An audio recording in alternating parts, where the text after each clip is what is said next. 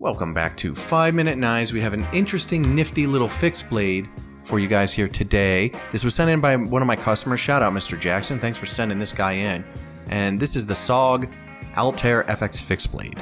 Now, this one was sent in for a sheath. I'll show you the original sheath after I show you the Knerfel. There is the knife. And this is a really interesting little knife. It's 7.6 inches overall.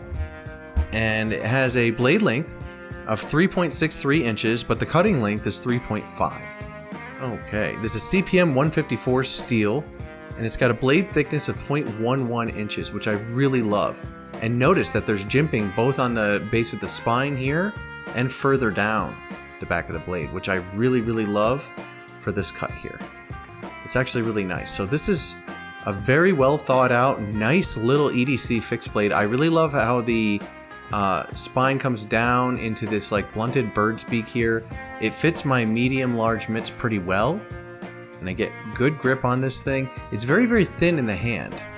That's the thing, which by the way is a selling point. I actually really like that.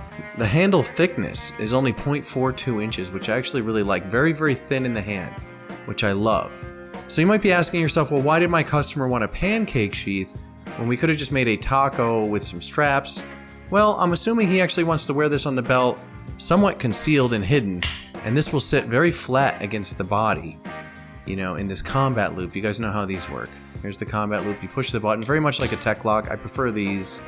I get a deal on them, but I also prefer them. It's kind of why I use them in my sheaths.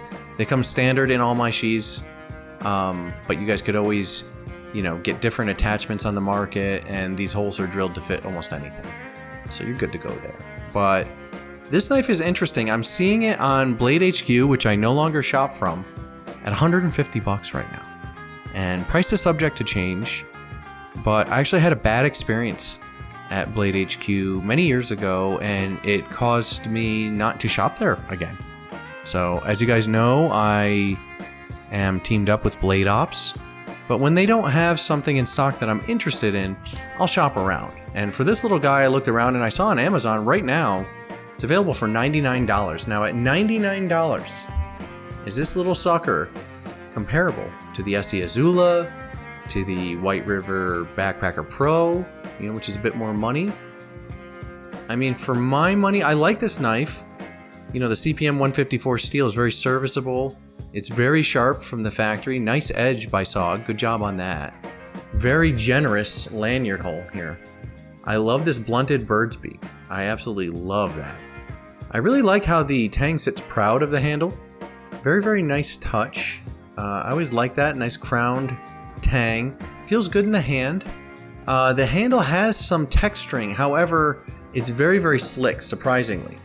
So this handle is actually pretty slick and not as grippy as you would think to look at it. You have all this like texturing here.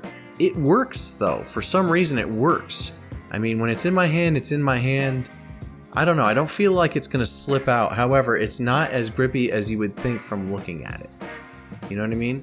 I really like this drop point style blade. I love the jimping further down the spine here. The jimping right here is actually like little pyramids. Nice texture there. Right here it says Studies and Observations Group. Altair FX Cryo 154 CM. And on this side we have the SOG logo. So I like this knife. The more I handle it, the more I like it.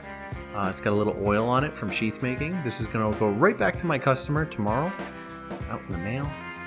Thank you for sending this in, Mr. Jackson. I do appreciate you. It's fast in the hand. One of the few knives that maybe would work in the reverse grip because of the style of the way that this tang terminates here at the end. Good spot for your thumb. Feels very comfortable. I don't think this would slip up the hand actually. So this is one of the few knives that could work in a reverse grip if you were doing something a little up close. Little thin in the handle though. I wouldn't take a lot of chances with like hitting bone or something serious if you were tater digging. So just a nice EDC fixed blade. And again, I understand that the sheath in a pancake style adds some width and weight. However, he wanted something solid that would not break, and this knife was a gift. So since he did not pay for the knife, he splurged for a sheath, and he asked for the pancake. So that's what he got, which, by the way, I don't think is a bad choice. It works for a knife like this in certain applications. If you want to wear this under the shirt in a vertical position like so, it would virtually disappear. which is actually pretty cool. Now, you could also get straps for this and wear it on the belt in the scout carry configuration there, and always have it at the ready. That's actually really nice. Here is the sheath that it came with. I know you're curious.